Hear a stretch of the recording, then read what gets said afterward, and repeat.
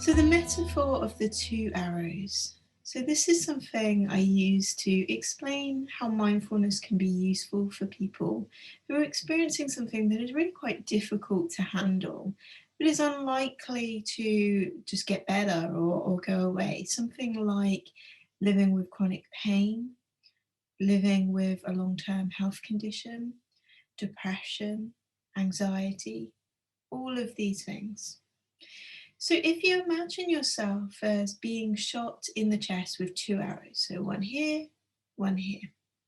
So each arrow represents something. So this top one represents the thing that has happened in itself, the thing that you can't change, like the fact that maybe you're experiencing depression at this moment, like the fact that you're grieving, that you've lost someone close to you, like the fact that you live with a condition or pain. That is something that is very difficult to change and likely to be persistent over a period of time. So, this second arrow, this lower one, represents something more. It's like an extra layer of suffering that we experience as a result of that first arrow. So, for instance, for someone who has, say, pain or a long term condition, it's often the worry, the anxiety that is caused by that, the worry about the future, how things will be, the worry about if I go out, will I be in too much pain or will I get too tired? But for someone who experiences depression, it might be this extra layer of suffering of what have I done wrong to deserve this? What if I can't ever get out of this? What if this is just how it is now? What if people judge me? That extra layer of worrying and suffering.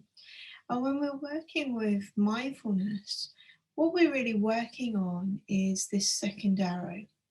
So we use the first arrow, becoming aware of the first arrow, accepting the first arrow's presence to help us to overcome that second arrow, to overcome that extra layer of suffering that we experience as a result. So, just to give an example, someone who has suffered from something like depression is likely to have a little bit of a nervous tuning towards symptoms of depression. So, for instance, when they feel a moment of being quite low, or they feel their mood change in some way, or they feel the familiar tiredness, it all has this familiar ring to it. That was what it was like when I had depression. And it often leads to what if I'm getting ill again? What if this is happening again? What if I'm getting stuck? Which in itself leads us to feel more low.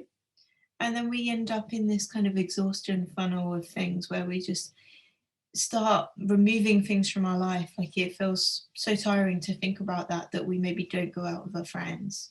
We maybe cuddle up in bed instead.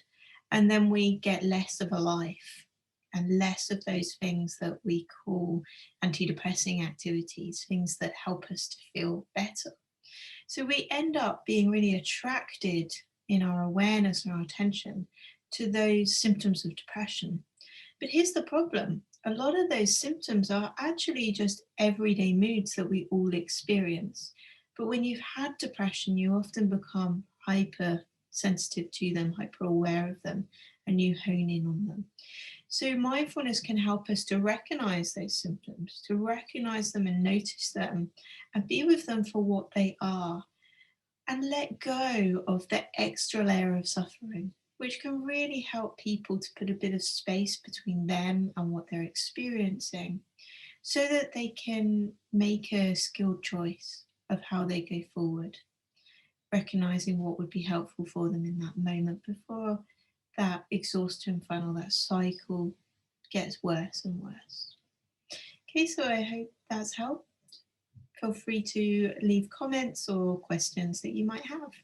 Okay, bye everyone.